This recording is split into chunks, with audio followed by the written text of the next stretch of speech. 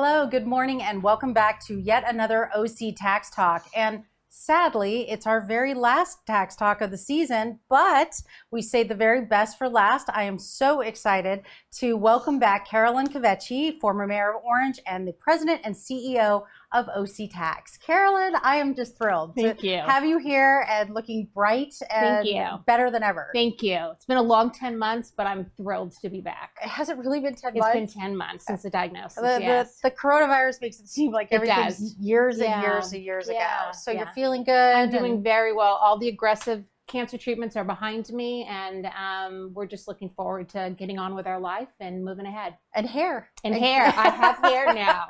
Not the same color it used to be, but I have hair. But as every woman knows, that too can change. All I care about is there's hair.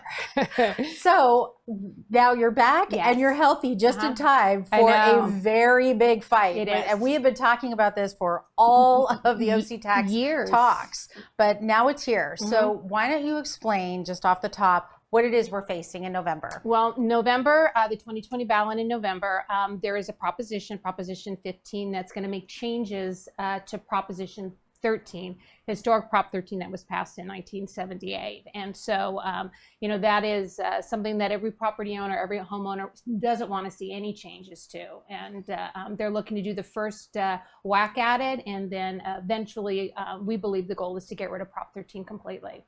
And it was really interesting in March because there was a lot of confusion. Right. There was a Prop 13 on the ballot that also would have affected Prop 13. So that is not this. This is another whack at the apple, basically. Yes, Okay. So we're talking about historic Proposition 13. It was passed in 1978. The true name of it is the People's Initiative to Limit Taxation, but everybody knows about it as Proposition 13, and that does a couple things. Number one, it sets a property tax rate when you purchase a property at 1%, and then it caps it at 2% yearly going forward. And then it also added the 2/3 requirement for taxation measures to be passed. And a lot of people think that only old people get Proposition 13, but really that isn't true. We say that everyone is protected by Proposition 13, whether they bought their homes yesterday or in the 1970s. And it's interesting, that 1% that your property tax is set at is a really big deal, because when Prop 13 passed in 1978, the average tax rate in California was 2.6%, almost 3 times.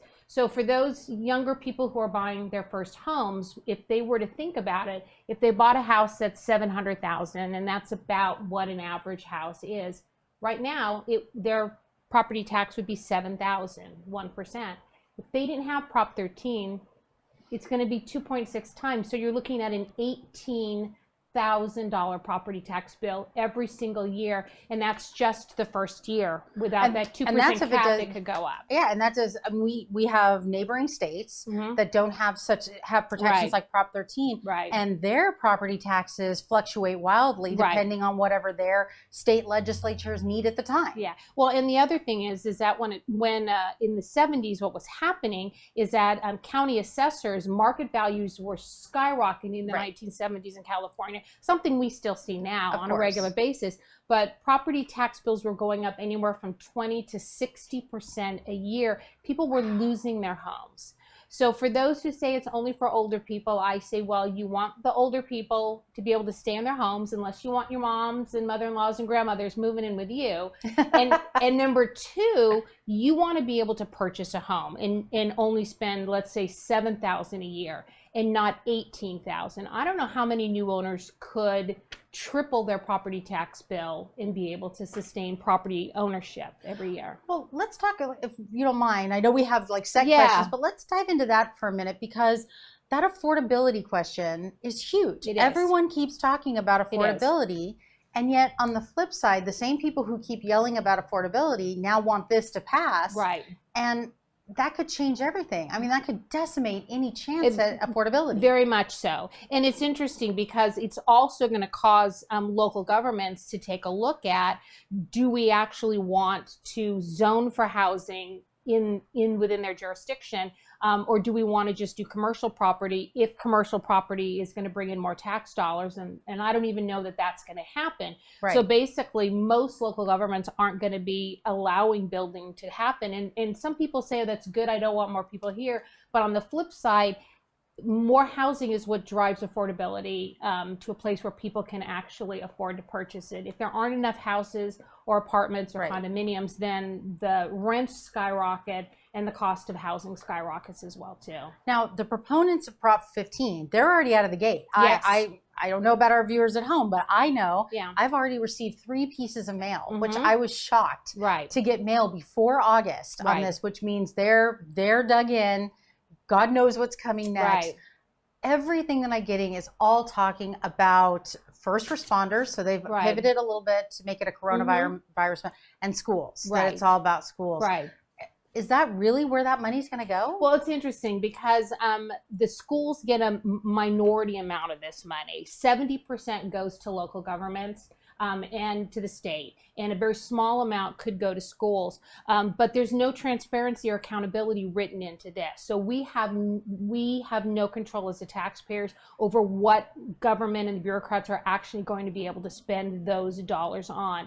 No accountability, no transparency at all in the measure. Which was some of the big arguments against the gas tax. Yes, that this is exactly like the gas tax. Oh goodness. Okay, Yeah. so the people who were against the gas tax were very worried Right. about transparency and accountability, and then surprise, Yeah. we passed the gas tax. There are a lot of us who do believe infrastructure and the roads need to be Right. fixed. No. And then some of that money was diverted right away. Yeah, there's nothing to say what local government or schools will spend the money on. And again, only a very small amount of this dollars will actually make it to the schools. Doesn't that also set it up to be not unlike redevelopment, where once that pot of money is, if it's passed and Yeah. put, that it could just be taken away from local governments if there's no...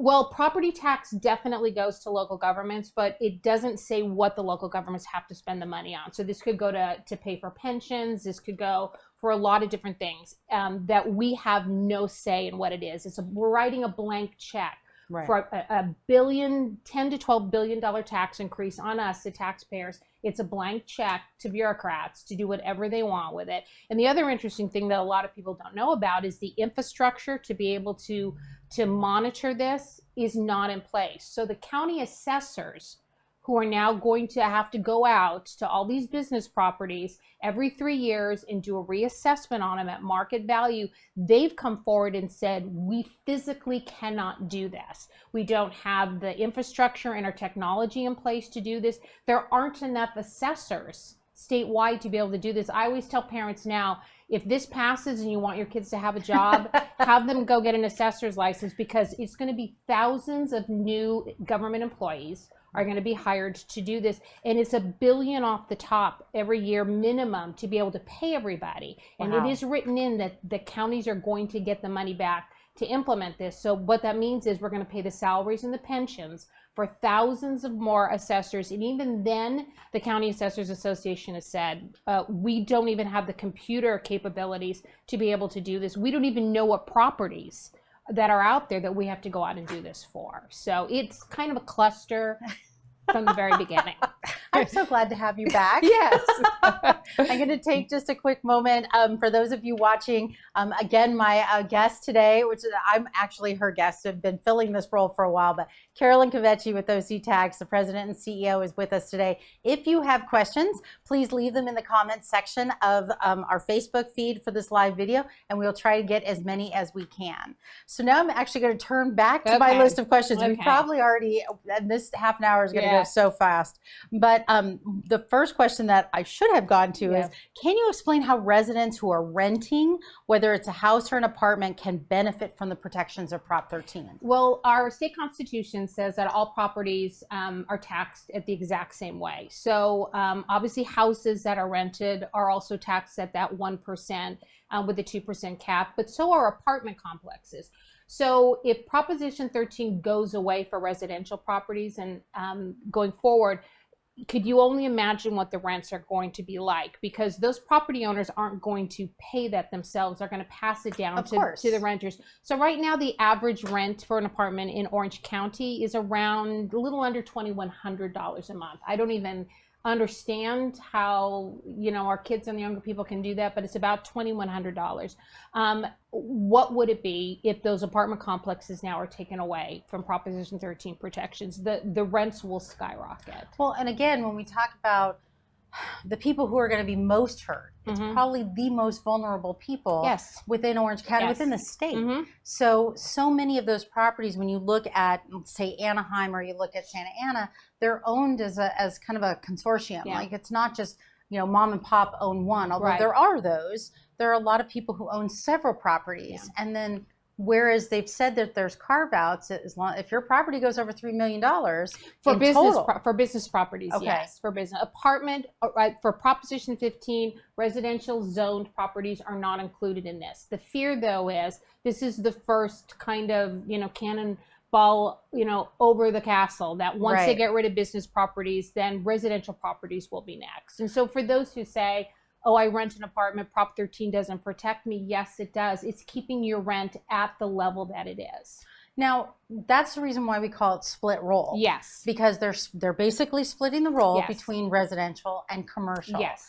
Now, obviously, that's going to trickle down to regular people. And can you explain a little bit in what ways we're all gonna pay a price for this? Well, again, yes, the state constitution says that all properties need to be taxed at the same way. So that's what a split roll is. It's splitting away a type of property and taxing it differently. And Proposition 15 is basically saying that we want all commercial and business properties to be taxed at market value every 3 years.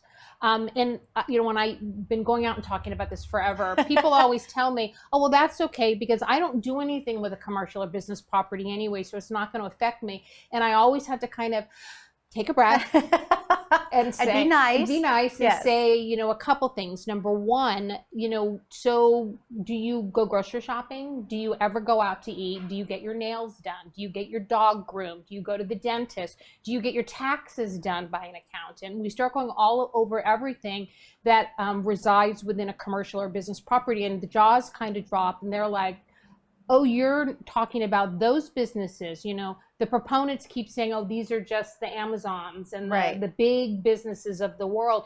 No, it's every commercial zoned property. There is a carve out for if one owner owns less than $3 million worth. But but it's not just one property is less than $3 million. It's if that group, all their properties are $3 million and under. We're in Orange County. I don't know many properties commercial-wise that are going to be under $3 million anyway. So it's a very small amount. So all of those strip malls that you go to visit, all of those movie theaters you go to, all of those restaurants, all of those gas stations, you think the gas tax is high now. Guess what it's going to be when this passes? Car lots, all of those things are going to be taxed again at market value, highest and best use. Market value set by an assessor. But wait, so let me stop you there because there's a nice little hidden gem right there. It is. Best and highest use. So I could be mom and pop with, you know, in a strip mall doing my little artisan craft, struggling along. Yeah. But if the best and highest use is that's what the property will be taxed at? Yeah, and it's the under subjective decision by one of these assessors who comes out. And back in the 60s and 70s, one of the reasons Prop 13 passed so much is assessors were going to prison because they were taking bribes and doing all sorts of stuff. So we're asking California to go back to what it used to do in a system that didn't work back in those days, and have these assessors that they're going to have to find and train to go out and look at a property and say, this is what the best use is, this is what the market value is, this is what you're now going to have to pay. And again, every 3 years. I completely subjective. Right. Okay. Right. I'm just going to say this for my crew. I did not bring my phone with me, which sounds ridiculous, but that's how I get the questions. Okay. So I will ask someone to grab my phone so that I'm sure there are questions for you of all people. So we talked about that, the misconception with Prop 13 and that people weren't paying their fair share. Right. So is that true? And is there a loophole? Well, again, the Constitution says that commercial properties and business properties are to be taxed the same as residential. So for people to say, oh, businesses should be taxed differently, that's a misnomer, because the Constitution of our state's been around for a long time. So they're taxed at the exact same. When Prop 13 passed, business properties actually paid the largest percentage of property tax revenue for the state of California. It was about 58% was from non-homeowner occupied. Fast forward to now, and that's actually increased. So non-homeowner occupied properties now are actually getting about 63 to 64% of the property tax they're giving it. So no, businesses don't pay less than homeowners. Homeowners actually pay a smaller percentage of property tax revenue that goes into local governments. And the other thing is, and I always find this very interesting, when Prop 13 passed, they didn't define what change of ownership meant. Oh, so okay. Properties are reassessed when ownership is changed. You sell your house, the new people come in, they're assessed at what they paid. But Prop 13 didn't define change of ownership. So our state legislature had to go in afterwards and actually define what change of ownership meant. And they defined it as if 50% of a property is acquired by somebody new. And so that has allowed very few businesses to come in with a whole group of people. And if everybody only acquires 20%, then the property's not reassessed. But that's not Prop 13's fault. It's the state legislator's fault. And for years, State Senator Pat Bates from Southern Orange County has submitted a bill to clean this up and let the state legislature actually fix this ambiguity in definitions. And the majority party in Sacramento has refused to do it. Her bills die in committee. And when we've talked to people about it, it's basically, we don't want to fix it, we want to kill it.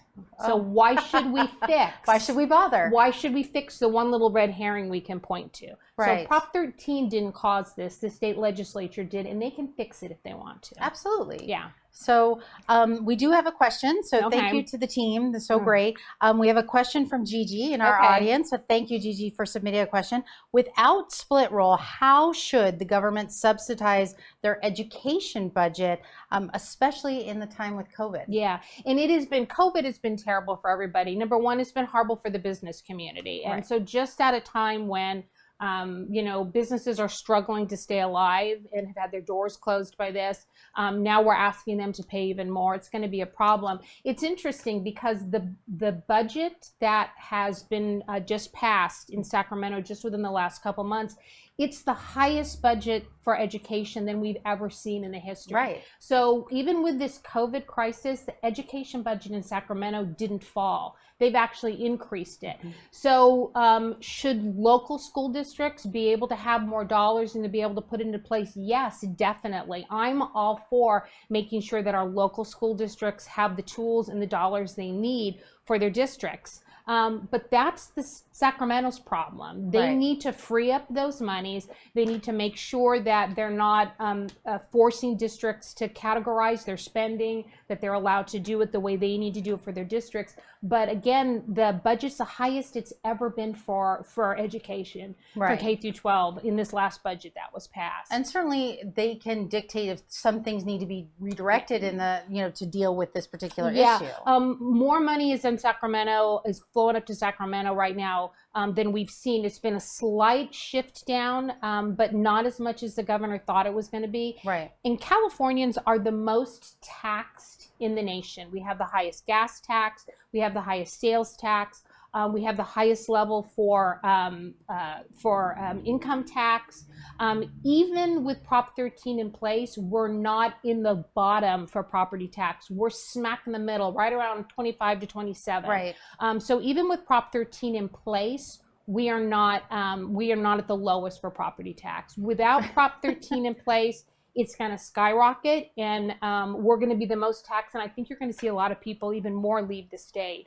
But school districts should be allowed to get the dollars. They should be allowed to spend it the way they want to spend it. Well, and I think the LA Times just reported yesterday 24,000 restaurants gone, closed permanently. Yeah. And I think that's just the tip of the iceberg. I don't think we even have all the numbers of businesses that have already closed. No, we keep seeing it every day. We see more businesses closing the doors. So that pool that they want to tax is slowly but surely shrinking. Well, and it's interesting because some of the things we're hearing now from the state is that not in Orange County, but some of the rural counties, they're not going to see their property tax revenues increase. With the amount that it's going to cost them to implement this with new assessors and new computer software, they might actually see property tax revenues decrease for them. So for some rural counties, we're actually hearing this may be a lose. Oh, so it'll actually be a net decrease because they have to bear the cost. Not Orange County, but we're hearing it for some of the smaller rural counties. Oh God, that'd be terrible. Yeah. So another question, this is from our good friend Jim Leach. So thank you, Jim. What is OCTax doing to raise citizens' awareness about this proposition and how to fight it? Well, we've been going out and educating Orange County about split roll for years. Right. And it's interesting because we knew this was coming. It's been tried several times already, and the voters in California have been smart enough to defeat it. And this was kind of the whole reason OCTax was preserve and protect Prop 13. Right from the very beginning. Right from the very beginning. It's been one of our major missions. So when I came to the organization, it's been 8 years now. When I went out to speak against split roll, what I found out very early on is that I had to re-educate an entire new generation on what Prop 13 is. So we've been educating on Prop 13. We've been educating on the split roll. We go out and speak to organizations. Now we do Zoom presentations. Right. We have a lot of information on our website as well. We have a information sheet about split roll, Prop 15, and historic Prop 13. We have a lot of information on the website. Our Facebook page is very robust. We put up articles and studies from all over the state of California on a regular basis. And anyone can request that. I know people think it may just be political, but any community organization, church group, mom's club can come and ask for a presentation or find the information to talk about it. On the OCTax.org. Right. They can get it. And we actually have a new one-page handout front and back on Prop 13 and Prop 15, the historic Prop 13, and that should be up on our website by next week, availability for download. Yeah, along with all the other things that we need to watch on our ballots. Yeah, and we do have an analysis of every proposition, very non-political analysis of every proposition, and we'll be taking positions as we get closer to the election. Okay, so we talked a lot about the biggest benefits and the protections of Prop 13. So when we talk about Prop 15 and what's in there, you said right off the top that there's no transparency, that the accountability isn't there. Right now, what are we looking at in terms of the amount of dollars that is hoped to be raised if it's passed? If it's passed, well, a lot less than what they thought. Originally, it was, $10 to $12 billion a year of a tax increase. Now they're looking at anywhere from 8 to 12 because as businesses have left, and again, you're looking at startup fees. We're all going to have to take out of that. We're looking at one of the largest economic crises we've seen in a long time. So businesses that were kind of struggling, if they had to close their doors, they're not going to make it. Right. In California, our unemployment now is higher than the national average. We're close to 3 million people on unemployment. And in Orange County alone, in the first 4 months of 2020, our unemployment claims went up 354%. Just in Orange County alone. So you're looking at businesses that are going to struggle because the people who own the strip malls and the grocery store properties and the movie theaters and where the vets are and all of that stuff, they're going to pass that on to the people who are renting. It's in their leases. It's called the triple net lease, and it's going to get passed on, and that's going to get passed on to us. So I always ask people, how much more could you afford to pay for a gallon of milk? Or for your diapers, or to have your dog looked at by the vet, or to purchase a car, or to buy anything that you go into a store to purchase. How much more in this downturn can you afford? And that's what we're looking at if Prop 15 passes. And if it passes, you mentioned that there's a lot of logistics that have to be put into place. But what would we be talking about when it would take place? Well, when it would be implemented. Well, some properties, if they're smaller, they're giving them, and it's funny because it's written right into into the verbiage of Prop 15. They basically have some smaller businesses. They're giving them time So they'll have an extra year or two before it, and basically it says in Prop 15, so in case you can't afford to stay in business, we're giving you a couple years to go find someplace else. To me, that's, so what state do you want to move to? Yeah, they're basically inviting you to leave. Nevada's looking pretty good to a lot of people. So for some businesses, it will be as quickly as they can hire assessors. They can get assessors out and they can put it into place. The assessors are saying this is years. For others, for some of the smaller storefronts, they're giving them a couple extra years. But by 2023, 24, it'll be implemented completely across the state of California. I was just thinking about like the, additional uncertainty it would create for most people. So, I mean, I know that for myself as a small business owner, I thought about buying a property tax and a new property. It's like I will own my own actual property with my business. And then I thought, you know what? I saw this coming down and that was a business decision. You know what? Maybe now's not the best time to look at that. I think a lot of people, a lot of businesses that are hovering over whether they can make it or not, this is going to be the death knell to them. So finally, I cannot believe this. Well, actually, I can't believe this. It is 11:26, which means we've just sped right through our time together. So I just have a couple more questions. So I don't have to ask you the regular question that we do all the. But what else? What other ways can people support OCTax? Because we haven't talked about that. Because to help you fight this horrific proposal. Come to our website. Sign the Prop 13 pledge. That will get you on a list where, if you would like, we can send you some more information. Join our Facebook page as well.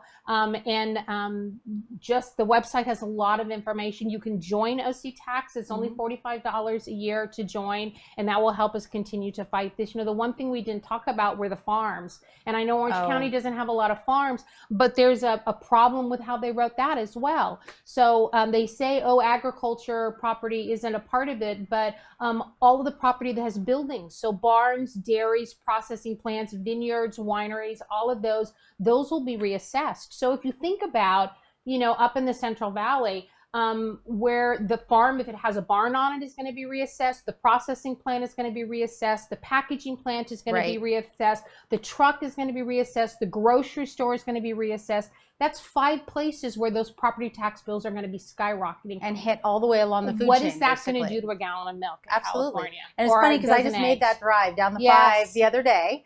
And, all the way down, there's so much, particularly for cattle. There was a new one that I hadn't seen before. I was like, oh my goodness, all covered, will all be assessed. The farmers have joined the coalition, and they're opposing this because they can see that what was written into it is not going to save them. Yeah, and they're already fighting on water issues, so now they're going to have to protect their properties as well.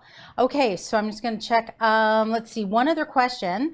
I heard that Sacramento is trying to implement an exit tax for those who leave California, particularly state retirees, which just galls me that my tax dollar will go out of the state for you to go live somewhere else. I'm not surprised. It's interesting. In some states, I know Nevada specifically, the state of California actually has offices there where they go and knock on people's doors to make sure they're actually living there. I've heard checked license plates in shopping centers. And things like that. Very intrusive. So the state of California knows what they're doing is bad for the taxpayers. And aggressive. And they're driving people out. And so literally they're spending our dollars to open offices in other states.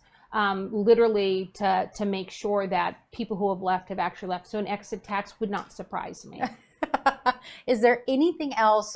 We talked about the farms, which I didn't even know about that one. So just it's a big one. Anything else that you want to add? I think the important thing is for people to realize that we're getting to a breaking point again. We were getting to a breaking point in the 70s. We're at a breaking point again here. And this is not the time to tax businesses. Taxpayers and businesses are already the most taxed pretty much in the nation. And especially with COVID-19, this is not the time, especially to do an initiative that has no transparency, that's very hard to implement, that doesn't guarantee that who we want the money to go to is actually going to go. We have no guarantee that these dollars are going to end up in classrooms, in your school districts, in your local communities. There's no guarantee of that. And I know with OCTax, you have an outline of what you'd like to see for school districts with bonds. And it's very clear what you're asking school districts to do, that you want that transparency, that they must assign an oversight committee. and we're just asking for nothing less for this. Right. We just want taxes to be clear and understandable. We want it to be cost effective for those who are paying it, and we want them to be good for businesses. That's what we do here at OCTax. And we just want to make sure that what the taxpayers are sending to local governments and to Sacramento, that we're getting that back in services. Prop 15 is not the way to go. So we're recommending everyone make sure they vote no on Prop 15 and they tell as many people as they can. Well, and with that, our 30 minutes has gone right by. I know, really fast, Thank right? You. So you've done such a great job with these. Thank you. So it has been a lot of fun. You've been just wonderful. I've just channeled my inner Carolyn. Thank you. So, all right, for those of you who have watched, if you missed any of our videos before this, you can go to our Facebook page and find any of the videos we've done for Tax Talk before now. Carolyn mentioned it before. The OCTax is actively going out and educating people on Proposition 15 to protect Proposition 13.